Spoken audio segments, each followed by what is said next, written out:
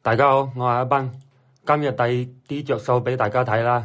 相信好多嚟過惠州嘅朋友都非常熟悉惠陽好耳朵呢邊，淡水呢最繁華、最中心嘅位置，亦都係惠陽商業最集中嘅商圈。三個成熟嘅商圈加埋1.5公里嘅商業街，再加惠陽嘅老市場，喺香港過關10蚊雞就可以到呢度。好多香港朋友都經常嚟玩啦。地段呢係背靠橋背老城區，面臨呢開城大道，到汽車站好方便啦，到高鐵站亦都方便。汽車站呢邊呢有巴士直達深圳嚇，比西湖出行愛心巴士嗰啲仲快。中途呢唔停車唔上客，直達嘅。咁呢個位置有咩着數呢？呢個地段呢一直都冇咩樓盤嘅，就得一個萬科嚇。係啦，冇錯啦，就係萬科萬幸花園。可以話呢係倒掛過嚟啦！依家有幾套一手更名嘅公底房嚇，比二手仲平。喂，依家嘅二手都要1萬1、1萬2啦，呢幾套先9000蚊喎，仲平咗2000幾蚊一平。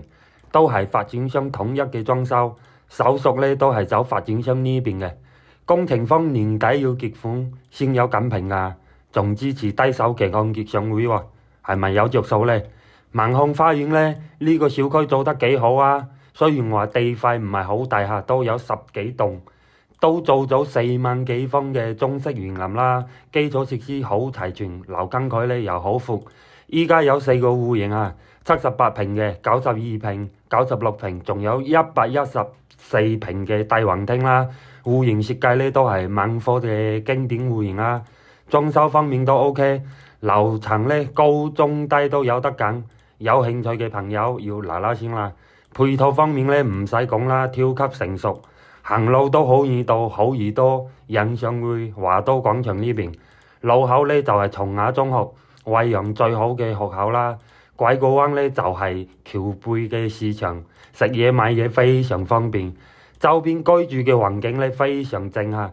如果你住習慣咗香港嘅嗰種老街坊嘅感覺呢，咁呢個小區相信你都好習慣噶啦，因為佢係繁華同城區嘅結合，同時呢又有老城區嘅人情味。我係阿斌，惠州想睇咩樓話我知。